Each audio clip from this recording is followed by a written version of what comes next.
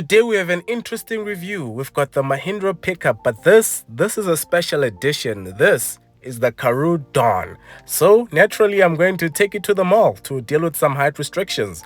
I'm going to use it for some weightlifting.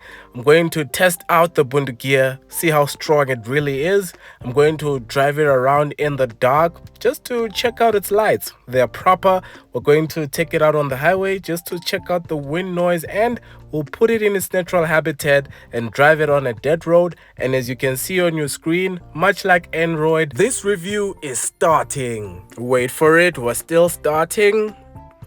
Okay, now we're loading. I'll get back to the infotainment system in a little bit, but first allow me to just say Mahindra did an excellent job with these special editions. There's actually 3 of them. There is the Dusk, the Storm, and the one you're looking at right now, the Dawn. It's no secret that the Mahindra Pik Up has been on the market for years, and I mean years. It's been there. So the addition of these 3 new special edition models is welcomed by most. And the best part about these special editions, they're usually a sign that a brand new model is not too far away. As you'll notice, this Mahindra still has the old logo. We've seen what they've done with the XUV 700. We've seen what they've done with the Scorpio N, so I'm really excited to see what they'll do with the brand new Pik Up. Just by looking at the global Pik Up concept they released a few weeks ago, you can tell the next Pik Up is going to be a game changer. But let's come back to the Pik Up we're reviewing today. So in order for this review to make sense, I first need to show you what makes this bike special. As you can see, you have a sport bar over there, you've got a side step, and you'll notice on the roof you have a roof rack. More on that later. On the side you get Karoo stickers to remind you that this is the special edition. So Mahindra did a couple of things to make this model stand out. You have enhanced suspension, you have 16-inch alloy wheels, all-terrain tires by the way, and in front you have steel bumpers. Steel, yeah, Mahindra bundu gear. That bundu gear is the business, as Chiro would say. It's tough. You see, I couldn't even pull it out. It'll dissuade Polo Vivo drivers and taxi drivers from just cutting or stopping in front of you, because you do not want any part of that thing on your car.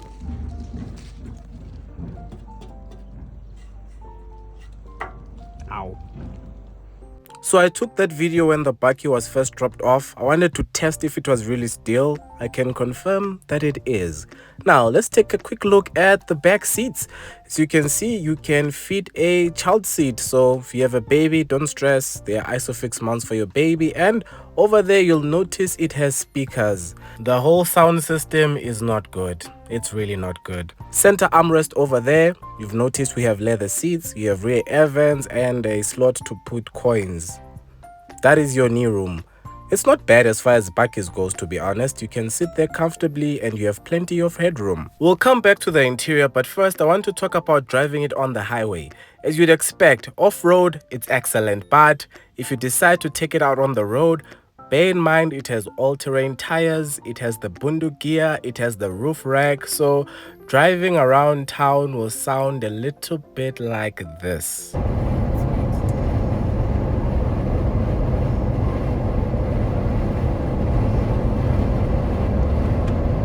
So yes, as expected, you will encounter a fair amount of wind noise. But I had to go to town, so I took the Mahindra to Sandton. Shout out to the Lamborghini Urus. But the one issue again with the roof rack is that it is pretty high, so any height restriction that is less than 2.2 meters won't work for you. So I was hoping we would cross and make it through this one, but the guard on the left said, hey brah, if it touches here it means it's not gonna go through over there. So we're like, okay, sharp bruh, let's try. We tried, and wait for it, did we go in? No, it touched, so we had to now reverse. It was a whole thing. Hey, it was yeah. So this is not meant for malls. So if you buy this, you have to be conscious of height restrictions, otherwise you'll find yourself in situations like this. But for those of you who are worried, don't stress. Sandton Mall is pretty cool. They actually have another parking on the side that caters for 4x4s, so it's got a higher height restriction, and I was able to drive in. Not only that, this mall actually has a designated 4x4 parking for vehicles like mine. Well done, Sandton Mall. Well done. And speaking of doing well, let's talk about what this bike is actually good at: off-roading. It's worth mentioning that the Karoo Dawn is actually a 4x4. It comes with a 2.2-liter turbo diesel engine. This is a tried and tested engine that has been around for years, so when it comes to reliability, this is as reliable as it gets. In terms of power, you get 103 kilowatts and 320 newton meters of torque. You don't have to worry about getting any speeding tickets on the highway because it's not that quick, but for off-roading and for places like this, it's more than enough. And while we're out looking for a place to film this review, we ended up on this road full of potholes. In fact, this whole road is a pothole. I've never seen potholes this bad since I went to Ngoangoa, but anyway, these potholes suck. This, however, did not bother me too much because the Mahindra Pik Up Karoo has all-terrain tires. So while it was a bit bumpy, it's really not faced by such things and you don't have to worry about damaging your tires. My point in showing you this is if you live in a place full of potholes or gravel roads, or you'll be doing a lot of driving around farms, safaris, just off-roading in general, this is a good bakkie for you to consider. On the topic of bakkies, let's talk about the part of this bakkie that makes it a bakkie. Over there, you'll notice it has a reversing camera and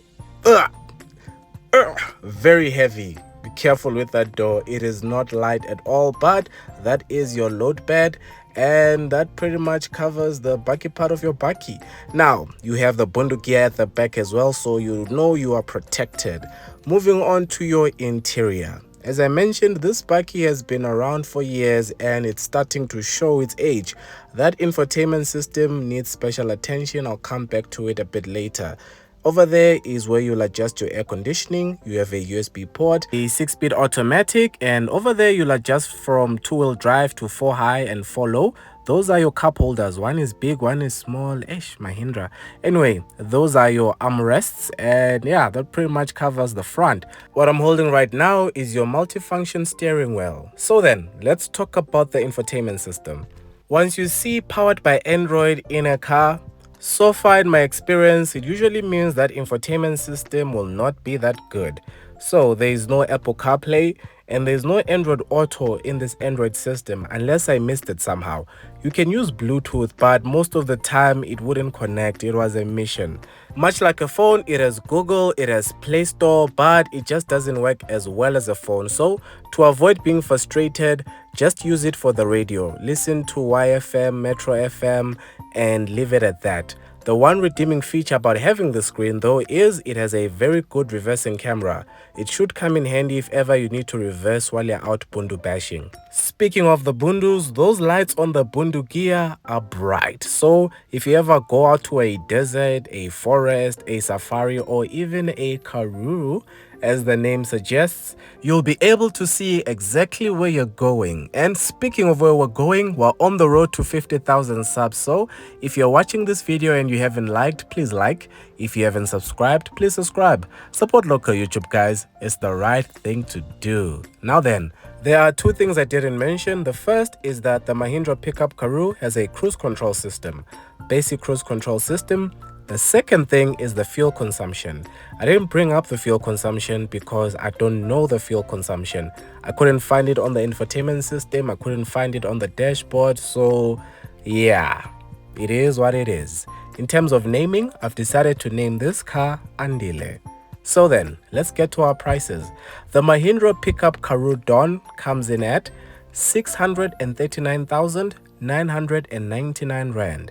On finance, that is 12,512 Rand over 6 years at 12% interest, and a full tank will cost you 1,770 Rand at the current diesel price, which is about to increase, and an insurance premium of 2,300 Rand would bring your total cost of ownership to 16,582 Rand.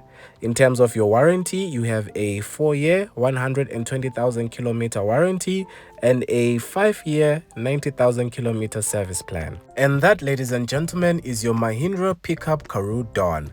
Let me know what you think of this bakkie in the comments below. If you haven't seen my review of the Mahindra XUV 700, be sure to check it out. And I also did a couple of cool things with the Scorpio N. I'll leave links in the description.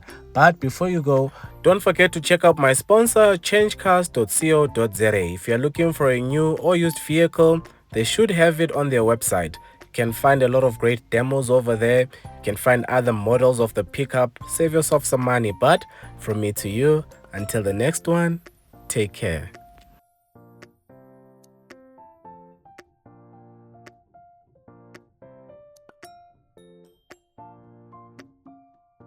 Good morning, guys. Guess where I am? Places where interviews and stuff are done. Yeah, that's all I'm saying for now, but very excited.